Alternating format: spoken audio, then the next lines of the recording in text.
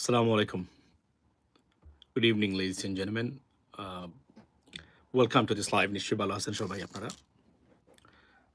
বাংলাদেশের রাজনীতি এবং আম, অনেকে আমাকে বলেন যে বাংলাদেশ নিয়ে কথা বলেন ভাই, বাংলাদেশের অবস্থা খুবই খারাপ।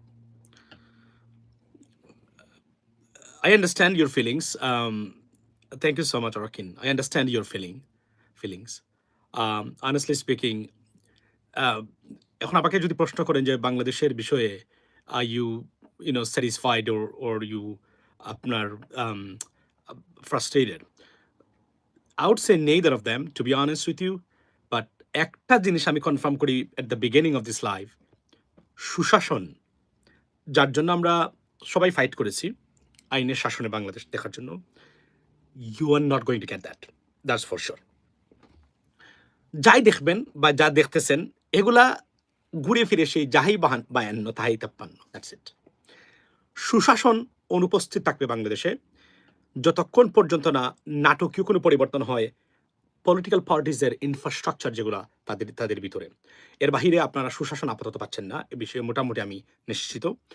এবং আমি so strange to see that যে রাজনৈতিক দলগুলো মানে অনেক আছে, তারা এটা উপলব্ধি করতে পারতেছে না যে কি ধরনের কালবৈশাখী জ্বর রাজনীতিতে গেছে এবং look like nothing happened in Bangladesh. মানে আওয়ামী লীগের এই যে অধপতন, আওয়ামী লীগের মতো একটা মানে দল আজকে কমপ্লিটলি অনুপস্থিত বাংলাদেশে। যে কারণে অনুপস্থিত, I don't understand Y other parties বা পার্টি অপোজিট বা যারা ছিলেন তারা এটা ফিল করতে পারেন না কেন, এটা আমি জানি না। সো লেডিস এন্ড জেন্টলম্যান, আমি দেখতেছি, শুনতেছি আপনারা অনেকে, আমি একটু ব্যস্ত আছি এই জন্য। তবে এতটুকু বলি আমি আপনাদেরকে, বাংলাদেশের ভবিষ্যৎ অন্ধকারাচ্ছন্ন, এটা আমি নিশ্চিত করে বলতে পারি আপনাদেরকে। আপনারা আরো ফাইট করতে হবে দেশের সুশাসন আনার জন্য। একটা জিনিস বলে রাখি, সুশাসন is very vital. Transparency and accountability, এই দুইটার দ্বারে কাছেও নাই বর্তমান রাজনীতি। আমি দেখতে পাচ্ছি আমরা বা বাংলাদেশের সরকার ব্যবস্থা, এটা খুবই দুঃখজনক। এবং I don't see, because they don't want it, they are not built in psychologically to bring this kind of changes. They don't even believe in it, তারা মানে এগুলো সুশাসন কাকে বলে, তারাও যে সরকারের কর্মচারী বা তারা যে মানে অ্যাকাউন্টেবিলিটি আছে বা ট্রান্সপারেন্সি আছে, তারা যে জবাবদিহি করতে হয়, এগুলো চিন্তা চেতনার ভিতরে নেই। এই ব্যর্থ রাজনৈতিক ব্যবস্থার ভিতরে গড়ে ওঠা বর্তমান রাজনৈতিক দলগুলো। দেয়ারফর আমি আপনাদেরকে বলবো যে আপনারা যতই আশা করেন না কেন, আমি জানি আপনারা অনেকেই কেউ মানে তার দলকে সে পছন্দ করে, নাথিং রং উইথ দ্যাট। তবে সুশাসন যেটা আপনারা চেয়েছিলেন, you not get that. Even though Bharat বর্তমানে যা শুরু করেছে, এই ঘুরে ফিরে একটা দেশ, যে দেশের জন্য আর বাংলাদেশের মতো রাষ্ট্রটা আর উঠতে পারলো না, কখনো উঠতে পারবে না পৃথিবীতে আর বাংলাদেশ, আনলেস রাজনীতিবিদরা ঐক্যবদ্ধ হয়ে যুদ্ধ ঘোষণা করে ওই জায়গাতে। এর বাহিরে বাংলাদেশের কোনো পরিবর্তন আপনারা আশা করবেন না। বিকজ 90% চিকেন ব্রেইন নিয়ে জন্ম নেওয়া রাজনীতিবিদরা জানেও না তাদের থ্রেট কোন জায়গাতে আর অপরচুনিটিস কোন জায়গাতে। এদেশের সংকট মানে এদেশের জন্য থ্রেট কে বা কারা, কোন দেশ, কোন গোষ্ঠী, দে হ্যাভ নো আইডিয়া। তারা মনে করে তারা 5বার মানে গিয়ে তারা ছবি তুললেই, দেখা করলেই সম্ভবত তারা সমস্যার সমাধান হয়েছে। This party, they don't even believe in it too. তারা অ্যাগ্রেসর এবং ভয়ঙ্কর অ্যাগ্রেসর, এবং তারা মারাত্মক অ্যাগ্রেসিভ তারা বাংলাদেশকে নিয়ে। আমাদের মানে এই যে মুরগির ব্রেইন নিয়ে জন্ম নেওয়া 90% politician, they have no fucking idea what the fuck is that. This is unbelievable এখন পর্যন্ত। এবং তাদের আপনি যদি দেখেন তাদের সাইকোলজি, মানে কথাবার্তা, ধরন, আচরণ, আমি আমি আমি সমালোচনা করতে চাই না শুধু সমালোচনার জন্য। তবে আমি আপনাদেরকে বলছি, আপনারা যা চেয়েছিলেন, এবং এটা শুনেন, এই যে জুলাই বিপ্লব ব্যর্থ হলো, এই জুলাই বিপ্লবের ব্যর্থ মানে 100% তো ব্যর্থ অফকোর্স নয়। আপনারা স্বৈরশাসক থেকে, বিএনপি তো স্বৈরশাসক না, মানে আপনার স্বৈরশাসক থেকে মুক্ত হয়েছেন, ভারতের কবজা থেকে দেশটাকে বের করে আনছেন। কিন্তু ভারত কি করেছে দেখেন, এমন একটা গেম খেলেছে এবং এই সুযোগটা করে দিয়েছে জামাত ইসলামী। তারাদের স্টুপিড রাজনীতি বাংলাদেশকে বিপদে ফেলে দিয়েছে এখন এই মুহূর্তে। আমি এটা স্টুপিড মানে কি, তারা চুরি করে, no that's not the case. মানে ইমরান খান স্টাইলের অপরিপক্ষ রাজনীতি বাংলাদেশকে কেজ করেছে। আমি আবারও বলছি, বারবার বলছি, আমাদের দেশের রাজনীতিবিদরা তারা they have no idea what is going on right now. India বড় ধরনের প্রজেক্ট 90 লক্ষ মানুষের পশ্চিমবঙ্গে ভোটাধিকার তারা মানে কি করেছে, ক্যান্সেল করেছে। এর মানে কি এরা ভারতের নাগরিক না? এর মানে কি এরা বাংলাদেশি? এদেরকে তো বাংলাদেশে পুশব্যাক করবে। অর্থাৎ বাংলাদেশে আরো একটা মানে গাজা স্টাইলের আরো এক ধরনের খেয়াল সৃষ্টি করার পরিকল্পনা যতদিন ভারত আছে, আমি আবার বলছি, যতক্ষণ পর্যন্ত এই যে ডক্টর ইউনূস খেলে দিছিল, মোটামুটি শিক্ষা দিয়ে দিছিল একদম পারফেক্টলি, কিন্তু আবারও সেই নতজানুর মানে ব্যবস্থা, নতজানু অবস্থা, এবং খুবই ডেঞ্জারাস এই দেশের জন্য। আমি আবারও বলছি, ভারত যদি কখনো বলে আমরা 40% তোমাদের দেশের 90% ব্যবসা আমরা চাই, বিকজ লুক যে জিনিস আপনারা খান বা আপনারা পড়েন বা আপনারা ব্যবহার করেন আমাদের আছে, কেন অন্য জায়গাতে যাবেন? Very logical, I understand that, I accept it, but the problem is they don't want it. This is not even near to that in their minds. Their mind is তাদের ন্যাশনাল পলিসিতে, তাদের টেরিটোরিয়াল ইন্টিগ্রিটি যে policy আছে সেটাতে নিয়ে নিছে তারা বাংলাদেশকে। এটা ভয়ঙ্কর ব্যাপার, এটা এটা ডেঞ্জারাস ব্যাপার। একটা দেশের অস্তিত্ব, বাংলাদেশের existential threat is Indian policy, Indian government's policy towards Bangladesh. এবং এইটা আমাদের এই মুরগের ব্রেইন নিয়ে, সোচ্ছার ব্রেইনের মানে ব্রেইন নিয়ে জন্ম নেওয়া রাজনীতিবিদরা, they have fail to understand that. That's why you are in trouble. India এবং জামায়াত ইসলামের স্টুপিড রাজনীতি, এদেরকে বারবার বলেছি, you know what, stick to Bangladesh, don't worry about Palestine, don't worry about Iran. আরে বাপরে বাপ, তারা হয়ে গেছে কি জানেন, আরেক পৃথিবী বিখ্যাত মানে শক্তিশালী। You have zero power, Jamaat Islami, you have zero power, you have no power whatsoever internationally. দেশের ভিতরে সৎ আপনারা, আপনাদের প্রতিষ্ঠান আছে, আপনাদের মানুষের টাকা চুরি করবেন না। This is number one priority for Bangladeshi people. You are like that, so stick to Bangladesh. Why you go this way? আপনারা তো একটা পশম পরিমাণ পরিবর্তন আনতে পারবেন না, বিদেশে আনতে পারবেন? ক্ষমতা আছে। Understanding global affairs and politics, this is another মানে ignorant mindset of our stupid people and our politicians. This is another problem. এবং এই যে তত্ত্বাবধায়ক সরকারের আমলে এই দেশে ব্যর্থতা, এত সুন্দর অপরচুনিটি সৃষ্টি হয়েছিল। নাম্বার ওয়ান কারণ কি? ডক্টর ইউনূস কি করেছেন? আন্তর্জাতিক মানের স্টুপিড ৭৪ ইংরেজিতে ঢাকা বিশ্ববিদ্যালয়ে পড়েছিল মাস্টার্স পররাষ্ট্রবিজ্ঞানে, রাষ্ট্রবিজ্ঞানে, পরে বিসিএস দিয়ে হয়ে গেছে আপনার পররাষ্ট্র মানে মন্ত্রণালয় ক্যাডার। এর তো কি হয়েছে? এদেরকে বানাইছে উপদেষ্টা। এরা আন্তর্জাতিক এবং বর্তমানে এই নতুন পৃথিবী সম্বন্ধে কমপ্লিটলি অজ্ঞ। They have no fucking idea what the hell is going on around them. এবং এদেরকে বানিয়ে, এবং এই যে আপনি দেখেন, আপনারা প্রশ্ন করেন স্বাস্থ্য উপদেষ্টা যে ছিল, ওই যে আমাদের মহিলা ছিল, এই মহিলা এই 15 মাসে কি করে গেছে এই খাতে? গোয়া নাচকার বিএনপির পিছনে যাওয়ার আগে গো আফটার দেম। মাহফুজ তথ্য উপদেষ্টা ছিল, সে কি করেছে? তার অবদান কি? এই যে স্টুপিড লোক জীবনে ভারতে যায় নাই বা আপনার এই যে কোন দেশ ভ্রমণ করে নাই, এদেরকে উপদেষ্টা বানিয়েছিলেন, এদের অবদান কি? আসিফ মাহমুদ, সে বড় রাজনীতিবিদ হয়ে গেছে, তার অবদান কি? সে যে ছিল, আর না হলে ভারতীয় চ্যানেল, সে ছিল তথ্য উপদেষ্টা। আমি আপনাদেরকে বলি, আমি আমার মূল পয়েন্টে আসার আগে কিছু কথা বলে রাখি, আপনারা অনেকদিন পরে আসছি। মানে আপনারা বলেন যে এই যে ভারতীয় চ্যানেল বাংলাদেশে চলে, কিন্তু বাংলাদেশের কোনো চ্যানেল বিদেশে মানে ভারতে চলে না। সে তথ্য উপদেষ্টা ছিল না। এই যে সান্ডা মাহবুব, সে কি করেছে? সে পারলো না কোনো পদক্ষেপ নিত। কেন পারলো না? বিকজ এই হারামজাদা ঢাকা বিশ্ববিদ্যালয়ে পড়েছে বলে কি ঢাকা বিশ্ববিদ্যালয়ে সরকার পথে আন্দোলন করা যাবে, রাষ্ট্র পরিচালনার মতো যোগ্য হয়ে ওঠে নাই। এটা পৃথিবীর নিকৃষ্ট একটা বদমাইশ ইউনিভার্সিটি। এই ইউনিভার্সিটি থেকে কোনো ভালো মানুষ তৈরি হচ্ছে না বর্তমানে। তো এর মানে কি ঢাকা বিশ্ববিদ্যালয়ের পড়া মানুষ তো সংসদে দাঁড়িয়ে আপনার কি করতে পারে না, দেখা বাংলা পড়তে পারে না। এখন দেখেন না আপনারা, এটা তো ঢাকা বিশ্ববিদ্যালয়ের ছাত্রছাত্রী না, তাই না? তো কি হয়েছে? ঢাকা বিশ্ববিদ্যালয় কি পৃথিবীর সবচেয়ে নিকৃষ্ট র্যাঙ্কের একটা ইউনিভার্সিটি। এটা আছে কি কার্জন হলের সামনে মানে বেশ্যাপনা আর মানে নোংরামি, এটাই তো তাদের পুঁজি। চাঁদাবাজি, ফ্রি খাওয়া ক্যান্টিনে, এটা নিকৃষ্ট একটা মানে ইউনিভার্সিটি। এই ইউনিভার্সিটির ছাত্ররা দ্বারা আপনি রাষ্ট্র পরিচালনা, এই যে 2-3টা হলো তা উপদেষ্টা হলো, যে ওই যে আরেকটা মানে তার নাম কি, এমপি হয়েছে বর্তমানে, ওই যে আপনার কি নাম তার বলে গেলাম। এর কি মানে এদের কি? এর মধ্যে একমাত্র দেখলাম আমি ওই যে হাসনাত ছাড়া আর তো কোনো কার্যকরী কেউ প্রডিউস করতে পারে না এরা। এই যে সে এত শত কোটি টাকা বানিয়ে ওই যে আপনার মাহফুজ বসে রয়েছে, দেখছেন তো? সে গিয়ে ওই যে আরেকটা আছে কি, ওই যে মেঘবুল্লাহ বসুনাথ টসু, এর সাথে গিয়ে দল করে কত বড় নিকৃষ্ট প্রকৃতির একটা ছেলে এই উপদেষ্টা ছিল আমাদের। কল্পনা করতে পারেন? ডক্টর ইউনূস 75% আমাদের মানে যে সম্ভাবনা ছিল উনি ধ্বংস করে চলে গেছে। উনি চাইলে আরো কিছু, উনি যে উপদেষ্টা পরিষদ দিয়েছিল, স্বরাষ্ট্র উপদেষ্টা, ভালো মানুষ হতে পারে, কিন্তু উনি কি উপদেষ্টা ছিল? কর্নেল অলিকে নেওয়া যেত না? ওই সময় সারা প্রশাসনকে, পুলিশকে একদম বাপ ডাকিয়ে এটাকে পরিবর্তন করতে পারতো। উনি নেয় নাই। উনি উপদেষ্টা পরিষদ দিয়েছে ডিসকাস্টিং মার্কা, যারা রাজনীতির বুঝে না, এদেরকে নিয়ে দেশটা করে গেছে, আবার দিয়ে গেছে। আবার একই অবস্থা বাংলাদেশ।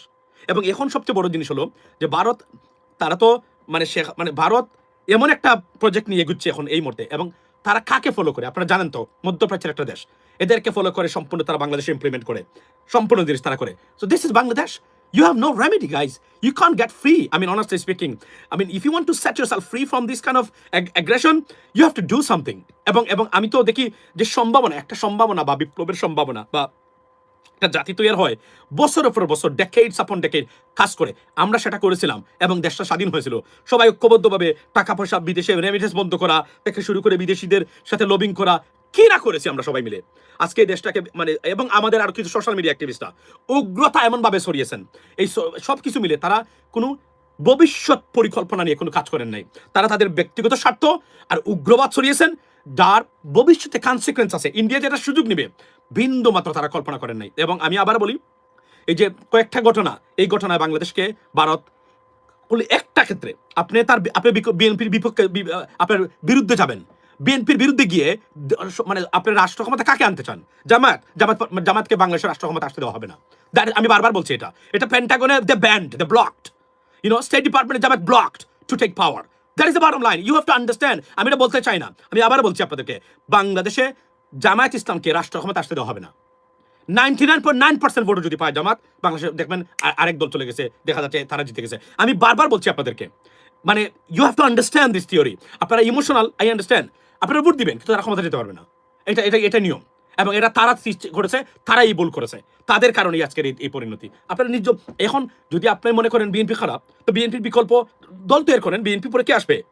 এখন ভারত যেটা করতেছে, জামাতকে তারা এইভাবে তারা প্রমাণ করেছে এরা হামাসপন্থী, এরা ইরানপন্থী, এরা এই সেই সব কিছু মিলে তারা এমনভাবে তারা মানে ভুল রাজনীতি করেছে, স্টুপিড রাজনীতি, যে তাদেরকে আর বিকল্প রাজনৈতিক শক্তি হিসেবে বাংলাদেশে যেন উঠতে না পারে, তারও কাজ শুরু হয়েছে অলরেডি। এতে দেখা যাচ্ছে যে এই যে ক্লিন ইমেজের আওয়ামী লীগকে পুনর্গঠন চলছে, দিস ইজ দ্য ডাইরেক্ট। আমি কিন্তু মাসের পর মাস আমি আপনাদেরকে হুঁশিয়ার করে দিচ্ছি, বলে দিচ্ছি যে এই স্টুপিডদেরকে বলেন তারেক রহমান জবাব দেয় ইরানে হামলা কেন। এই স্টুপিডরা এখন যে কাজটা করেছে, তারা করে কি করেছে জানেন? আওয়ামী লীগকে বাংলাদেশে পুনঃপ্রতিষ্ঠা করবে জামাত, এবং এই সুযোগটা তারা ভারতকে করে দিয়েছে। ফ্যান্টাস্টিক। আমি বারবার বলছি, don't go over there, this is a red line for you, you got a problem, you got a lots of problem. আমি বারবার বলছি, নাম চেঞ্জ করে মৌদুদি সাহেবের এগুলো বাদ দিয়ে I have no problem. But the problem is এই যে এখন পর্যন্ত, গতকাল দেখলাম বিএনপির একজন লোক মানে রাজাকার বলে কত কিছু। 54 বছর পরে এই ভয়জন আমাদের রাজনীতিতে কে রেখেছে? জামায়াত ইসলামী, তারা রেখেছেন। এটা পরিবর্তন করা দরকার। সরি, আপনারা কেন এটা রাখবেন এখন? এই যে এগুলা রেখেছেন, এই সুযোগটা আপনারা করে দিয়েছেন। আর না হলে আপনাদের এখানে কেউ কি এখন রাজাকার? কেউ কি মুক্তিযুদ্ধ বিরোধী করে, মানে মুক্তিযুদ্ধে মানে যুদ্ধ করেছে পাকিস্তানের পক্ষে? নান অফ দেম, জন্মই হয় নাই। আপনারা কেন এই কলঙ্ক নিচ্ছেন এখন?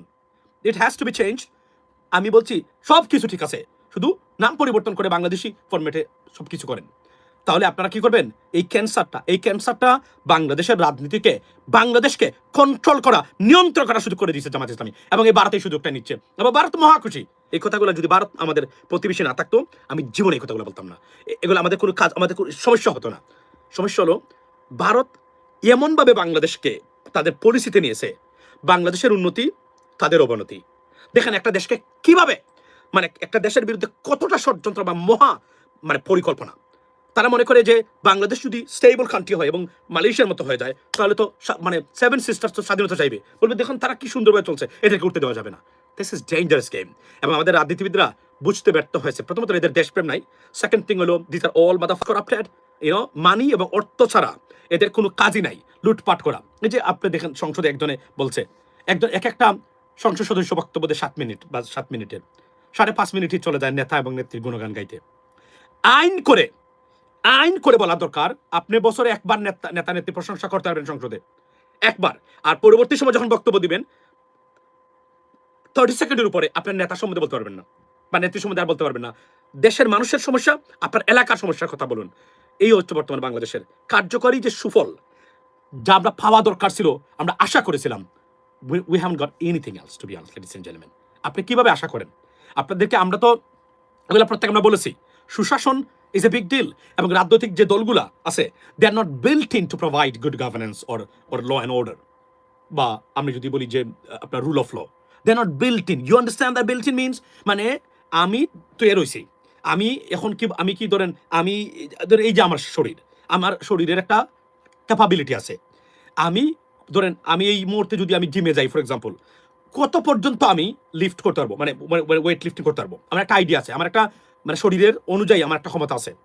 এর বাহিরে আমি কোনোদিনই যেতে পারবো না। যদি যাই আমি মানে ব্যাঙ্গে পড়বো, আমি চেষ্টাই করতে পারবো না। ঠিক একইভাবে আমি উদাহরণ দিয়েছি, বাংলাদেশের রাজনীতির দলগুলা যারা ক্ষমতায় যাবেন, জামাত ইসলামের মধ্যে সুশাসনের প্রভাব আছে, কিন্তু তাদের মিস্টেকের কারণে তারা তো পিছিয়ে পড়েছে। এবার এই 15 মাসে তারা এমন কিছু কাজ করেছে, তারা আন্তর্জাতিক যে, এখন আপনি বলবেন ভাই আমার দেশের, বিশ্বাস করেন আপনারা, আমরা বিশেষ করে মার্কিন যুক্তরাষ্ট্র বা ইউএস গভর্নমেন্ট, আমরা উনাদের ইনফ্লুয়েন্স ডাইরেক্টলি উনারা যদি না চায়, আগামী 40 বছর আমরা এখান থেকে বেরোতে পারবো না। এবং এরা আমাদের bread and butter. You have to understand that. চীন, ওই যে আমাদের দেশের রাজনীতিবিদ খালি চীন যাচ্ছে, I understand, we should have it, but here's the point, ladies and gentleman, চীন is not our market. We are their market. You have to understand. India is not our market. We are their market. United States, they are our market. So think about that. Who are providing you remittance? United States of America rather than India or China. So you are bound to care for them. That's the bottom line. এবং তারা তারা এবং আমি আবার বলি, পৃথিবীতে এগুলো বলা যায় না ভাই, অনেক জিনিস বলতে চাচ্ছি না, মুখ মানে মানে ওপেন মাউথটা খুলে। পৃথিবীতে আপনার কিছু কিছু প্যাটার্নের নাম রাজনৈতিক দলের, বিশেষ করে বাংলাদেশের মতো জায়গাতে যেখানে ভারতের উপস্থিতি, আপনি এখানে সার্ভাইভ করতে পারবেন না। ইটস ওভার, ইটস গন। এবং আপনি যতই, এই যে ইরান যুদ্ধ, আমি যে যুদ্ধের জন্য আসলাম এখানে কথা বলার জন্য, এই যে ইরান যুদ্ধ হচ্ছে, একটু পরে আলোচনা করতে চাই। ইরান, এই যে এই যুদ্ধ, এটা আমি আপনাকে আজকে কনফার্ম করে বলতে পারি, এখানে আর যুদ্ধ করে সমাধান আর নাই। It's over. একটা সমস্যার সমাধান বা একটা রেজলিউশন বের করতে হবে, which is under processing right now. Pakistan, praised by almost across the board in this world, United Kingdom to European Union to the United States, এবং প্রেসিডেন্ট ট্রাম্প সেদিন আপনি আসিফ মনির সম্বন্ধে কি বলেছেন আপনারা দেখেছেন। তারা মানডে, একটু আগের লেটেস্ট খবর, মানডে দ্য সেম ডেলিগেশন বা আপনার they are coming back to Pakistan, Islamabad. এবং আমি মনে করি একটা আলোচনার পথ এখানে মানে আপনার শুরু হচ্ছে। এবং president Trump even he doesn't want to talk about it. For example, yesterday একজন সাংবাদিক জিজ্ঞেস করেছিলেন যে আপনার এই যে 3টা শিপকে তারা মানে আপনার আক্রমণ করেছে ইরানিয়ানরা স্ট্রেট অফ হরমুজ দিয়ে যাওয়ার সময়, প্রেসিডেন্ট ট্রাম্প বলছেন আউট। উনি এক কথাই শুনতে চান নাই এবং একটা উত্তর দিতে চান নাই। তো what does it tell you? It does tell you that তারা এখন আর কথাবার্তার মাধ্যমে এটাকে তিক্ততা বাড়াতে চাচ্ছেন না, তারা একটা সমাধানের পথ করছেন, অর্থাৎ উনি বিরক্ত, এই বিষয়ে কথা বলতে চাচ্ছেন। সো বোঝাই যায় যে they are already, they have set the mind, they have to have a path or solution to end this conflict, or this serious dangerous movement by these trials. So একটা সমস্যার সমাধান এখানে আসবে। ইরান এখন উঠে আসছে, আপনাকে বলি, ইরান একটা পাওয়ার, রিজিওনাল পাওয়ার হিসেবে উঠে আসছে। ইরানের এই টিকে থাকা, এটা কিন্তু প্রেসিডেন্ট ট্রাম্পকে আমি তো মনে করি ইরান ধন্যবাদ দেওয়া দরকার। আগে ছিল তার একটা দেশ, এখন তো একটা রিজিওনাল পাওয়ার হিসেবে উঠে আসবে ইরান এই যুদ্ধের পরে। বিকজ এটা তো তখন এন্টায়ার মধ্যপ্রাচ্য তারা নিয়ন্ত্রণ করবে, এই বিষয়ে কোনো সন্দেহ নাই। ওয়াই? বিকজ এই সুযোগটা প্রেসিডেন্ট ট্রাম্প করে দিয়েছেন তাদেরকে এখন এই মুহূর্তে। বিকজ তারা they showed the guts, the power, they can beat anyone. And now beating means, look, infrastructure destructions. This is not that wasn't the aim of this war. The aim of this war was to change the regime, which was most unlikely to achieve it anymore. It's gone over. এবং reinforcing their capabilities right now within this during this ceasefire time. So everything is gone. এবং এই যুদ্ধ কোনোভাবে আর যুদ্ধের মাধ্যমে স্থল যুদ্ধ হবে না, কার্জ আইল্যান্ডও যাওয়া হবে না, সব কিছু শেষ। এখন একটাই আলোচনার মাধ্যমে পাকিস্তান ডুইং এক্সেলেন্ট জব, এবং পাকিস্তানকে সবাই ধন্যবাদ দিচ্ছে, এবং ভারতীয়রা জলে পুরো সরকার হয়ে যাচ্ছে, নামও নিতে চাচ্ছে না তারা আসিফ মনিরের। সেদিন দেখলাম ওই যে একটা মেজর কি আছে আপনার গুন্ডা, বাংলাদেশকে নিয়ে অনেক অপপ্রচার করে সোশ্যাল মিডিয়াতে, সে বলতেছে আপনার মানে আসিফ মুনির ডাকাত ডাকাত ডাকাত। ভারতীয়রা সবচেয়ে বেশি ক্ষতিগ্রস্ত হবে এই যুদ্ধে যদি ইরান টিকে যায়, which is most likely they are going to stay. Why? Because of the regional power. They had a serious dirty conspiracy মানে আপনার মানে মাইন্ডসেট, বিশ্বাস করেন লেডিস এন্ড জেন্টলম্যান, আপনার এই যুদ্ধ নিয়ে তারা যে কি মানে আপনার ষড়যন্ত্র এবং উদ্দেশ্য ছিল ভারতীয়দের, আল্লাহ সবার অন্তর দেখে, এরা কিন্তু ভালো একটা বিপদে পড়বে আগামীতে। Fardin, daddy coming 5 minutes. Ferdin, Daddy coming 5.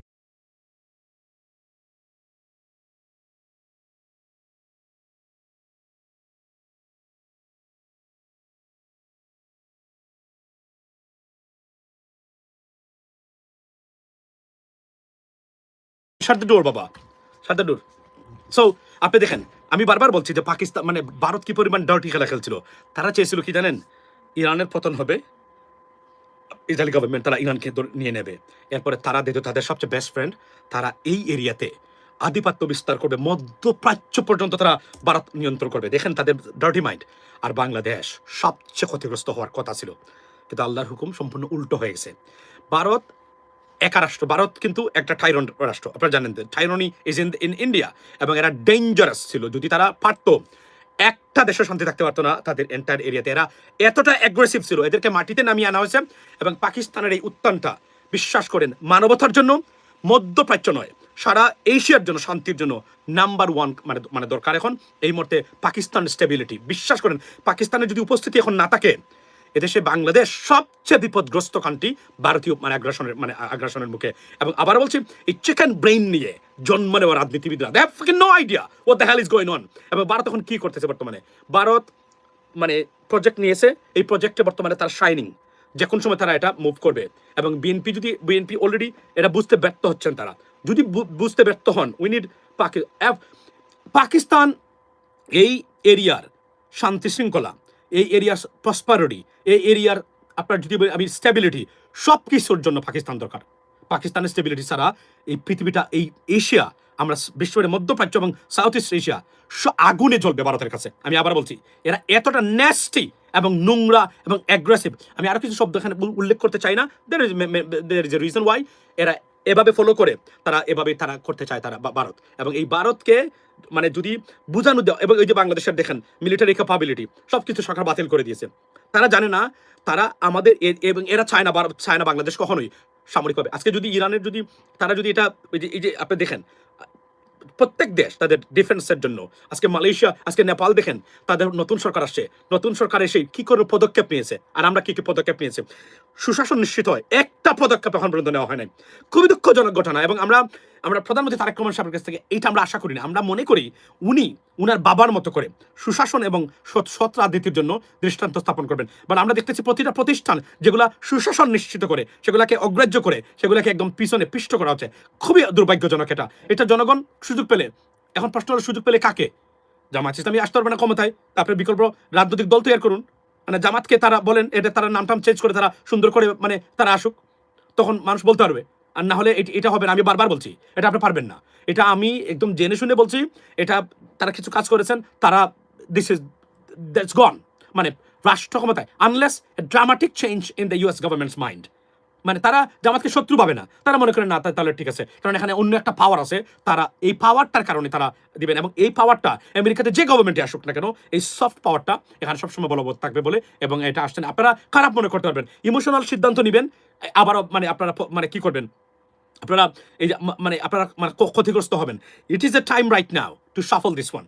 এই মুহূর্তে সময় যায়, মানে জামাত ইসলামকে নিয়ে বসে তাদের বলেন জামাতের নাম তারা চেঞ্জ করে আসুক, তারা সব ঠিক আছে, শুধুমাত্র ওই দুইটা জায়গাতে পরিবর্তন করুক, মওদুদি সাহেবকে বাদ দিক।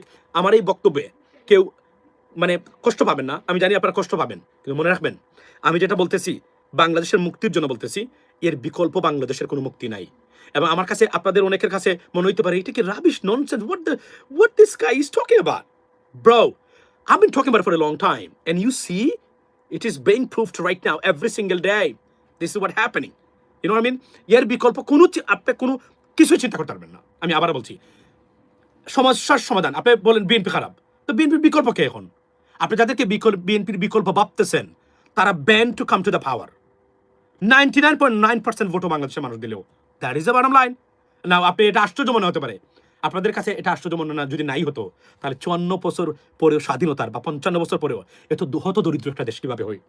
সরকারি হসপিটালে অ্যাম্বুলেন্স আছে, ড্রাইভার নাই। এটা কি কল্পনাতীত? এটা কি মানে কল্পনা করা যায়? আজকে আপনি দেখেন, যেখানে মানে জনসংখ্যার বিস্ফোরণ হচ্ছে বাংলাদেশে, সেই দেশে অ্যাম্বুলেন্স আছে, ড্রাইভার নাই। এই দেশ থেকে $235 বিলিয়ন পাচার হয়। এই দেশের করুণ মানে দশা আপনি কল্পনা করতে পারেন? আরো একটা উদাহরণ আমি আপনাদেরকে দিই, সুশাসন কতটা দূরে আপনাদের চেয়ে। ধরেন সংসদ সদস্য একজন দেখলাম, মেম্বার পার্লামেন্ট, উনি বলছেন আমরা মাননীয় স্পিকার, আমরা সংসদ সদস্য, আমরা মানুষের জন্য কাজ করি, গণতান্ত্রিক দেশ, আমাদের একটা অফিস নাই। It's just very legitimate question. সংসদ সদস্যর নিয়ম হলো, যদি তার 2টা থানা থাকে, প্রতি থানাতে তার একটা সার্জারি অফিস থাকবে, এটা আমেরিকাতে বা মানে আপনি ব্রিটেনে গেলে আপনি পাবেন। আপনি সেখানে যোগাযোগ করবেন, অ্যাপয়েন্টমেন্ট নেবেন, নেক্সট টাইম যখন সংসদ সদস্য আসবেন তার সাথে দেখা করতে পারবেন। অ্যাপয়েন্টমেন্ট বেস হলেও ভালো, যেহেতু বাংলাদেশে সবাই গিয়ে হাজির হবে, অ্যাপয়েন্টমেন্ট বেস হতে পারে। তার সাথে কথা বলার সংসদ সদস্যর কোনো সুযোগ নাই, তার কন্ট্যাক্টের কোনো সুযোগ নাই। এটা কোনো গণতান্ত্রিক টেকসই গণতান্ত্রিক কোনো সিস্টেম হতে পারে পৃথিবীতে? কোন দেশে এটা আছে আমরা দেখান আপনি? তার তো একটা অফিস থাকার কথা, কোথায় অফিস? আপনি আপনি গণতান্ত্রিক দেশ বলেন, এটা কিসের গণতান্ত্রিক দেশ? কিসের গণতান্ত্রিক দেশ এটা? এটা কোন গণতান্ত্রিক দেশ হইতে পারে? সংসদ সদস্য তার একটা অফিস নাই, আছে কোথায়? ঢাকাতে যেখানে সে থাকে, আপনার নেম মানে ফ্ল্যাটে তাদের জন্য রাখা হয়েছে মানে বসবাসের জায়গা। এখানে কি সবাই আসতে পারবে? আমি আমি একটা ছোট্ট উদাহরণ দিলাম, আমরা যে কতটা পিছনে সব দিক দিয়ে, আমরা যে কতটা ভঙ্গুর একটা রাষ্ট্র প্রতিটা ক্ষেত্রে। এই যে জ্বালানির মানে ব্যাপারে দেখেন, মানে 1 মাস আমরা চলতে পারি না জ্বালানি দিয়ে। বাংলাদেশের মতো বিশাল বড় দেশ জনসংখ্যার দিক দিয়ে, ভারতের মতো একটা শত্রুবাপন্ন রাষ্ট্র আমাদের মানে আমাদের প্রতিবেশী, বাংলাদেশের উচিত না অন্ততপক্ষে 2 মাসের জ্বালানির রিজার্ভের ব্যবস্থা সবসময় রাখা? যে কোনো সময় যদি কোনো ধরনের কনফ্লিক্ট হয়, রাখা উচিত না? আর ইরান যুদ্ধ, আমরা বারবার বলছি, আমি নিজে বলছি, আপনারা নিশ্চয়ই জানেন, আপনারা দেখেছেন, এখানে যুদ্ধ হবে পৃথিবীতে অষ্টম আশ্চর্য হবে যদি এই যুদ্ধ না হয়। আমি বলি নাই যুদ্ধ শুরু হওয়ার 3 মাস আগে বলেছি, 1.5 মাস আগে বলেছি, 1 মাস আগে বলেছি। একজন মানুষ যদি সরকারে এটা চিন্তা করার মানুষ থাকতো, তাহলে কিন্তু কিছু অর্ডার দিয়ে রাখলে মাস 2 মাস 1.5 মাস অন দা ওয়ে যে তেল আছে সেই তেল থেকে আমরা কিন্তু কাজ ছেড়ে নিতে পারতাম। আজকে বাংলাদেশের সরকারের কত বড় বদনাম, হাহাকার মানে তেলের জন্য। দাম বাড়াচ্ছেন না সরকার, that's not a fact. Even দাম দিয়ে মানুষ তেল নিতে চাচ্ছে, সেটা তো তারা পাচ্ছে না। তাহলে এই যে একটা মানে ক্রাইসিস, এবং সবচেয়ে সাউথ ইস্ট এশিয়ার ভিতরে সবচেয়ে ভয়ঙ্কর মানে ভাবে ফেল করেছে জ্বালানির ক্ষেত্রে এই মুহূর্তে বাংলাদেশ সরকার। ওয়াই? মানে no one thought about that. কেউ এটা চিন্তা করে নাই। এই যে হামের টিকা, আপনি দেখেন, আপনি হামের টিকার যে ব্যাপারটা, এই যে এটা মানে প্রধানমন্ত্রী বলেছেন, বিগত সরকারকে দায়ী করেছেন, আমি মনে করি হি ইজ রাইট। ইউনূস সরকার কি করেছে, এই যে স্বাস্থ্য উপদেষ্টা আবারও সেই মুন্নু বেগম নাকি ওই যে ফরহাদ মাজারের ওয়াইফ, ভদ্রমহিলা 8টার সময় ঘুমাই থাকতো, 8টার সময় ফোন দিয়েও ওনাকে পাওয়া যায় নাই। রাত্রে 8টায় উনি ঘুমে। কল্পনা করেন, ওনার অসুস্থ থাকতে পারে, তাহলে ওনার দরকার কি? যিনি সুস্থ আছেন ওনার এটা দেওয়া যেতে পারে। এই যে স্বাস্থ্য ক্ষেত্রে যে এই সরকার বিপদে পড়েছে, আপনি দেখেন তাদের সময়কাল থেকে যতটুকু আছে আমরা সমালোচনা করব, কিন্তু এর আগে তো এগুলো তো এই মানে ইউনূস সরকারের মানে ফল্ট, তাদের ফেইলিয়র এটা। এই যে হামের ক্ষেত্রে যে এগুলো সংকট সৃষ্টি হয়েছে, তারা কিছুই করে নাই। In fact they didn't do anything else, because স্বাস্থ্য উপদেষ্টা কমপ্লিটলি একটা আননেসেসারি মানে বার লুক, মানে অযোগ্য অপদার্থ লোককে এখানে বসিয়ে রাখছিল। এই কারণেই তাদের এই পরিণতিটা হয়েছে। আচ্ছা গেল, এখন আসি ইরানের মানে আপনার এই লেটেস্ট খবর হলো president vice president JD Vance আবার is heading back to Pakistan not right now, by this Monday. একটু আগে আমি জানলাম প্রেসিডেন্ট ট্রাম্প, এর মানে হচ্ছে আলোচনা চলছে, এবং Asif Munir Pakistan, I mean to be honest, they trying, they are in a relentless আপনার procedure so that they can bring both parties together and find out a solution of this war, because it's being impacted almost from across the board, ladies and gentlemen. So এটার একটা সমাধান হবে, এবং এই যুদ্ধ এখানেই থামবে। এই যুদ্ধে আমার সবচেয়ে বড় জিনিসটা হলো যে একটা রিজিয়নাল পাওয়ার হিসেবে মানে চীন মানে ইরান কিন্তু এখানে মানে দাঁড়াচ্ছে, কোনো সন্দেহ নাই। আমি দেখলাম এখন, সুতরাং এখানে ক্ষতিগ্রস্ত মানে তারা আসবে, মধ্যপ্রাচ্য বাকি দেশগুলো তারা কিভাবে এগুলো ট্যাকল করবে আমরা জানি না। তো গেল একটা।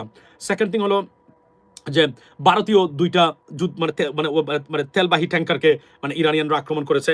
ভারত এটা নিয়ে জোর প্রতিবাদ জানিয়েছে, এস দো তারা মানে another super power, they can go through without even getting permission, it's not going to happen. এবং এই যুদ্ধ শেষ হওয়ার পরে এই যে আপনার পাকিস্তান মানে ভারত, এই যে ইরানিয়ান যে সৈন্যরা বা ফ্রিগেট যেটা ডুবেছে মানে আক্রমণ করা হয়েছে, এটা তথ্য কে দিয়েছিল এটা কিন্তু ইরান জানে, এবং এটা নিয়েও কিন্তু মানে আসবে মানে অন্য লেভেলের খেলা।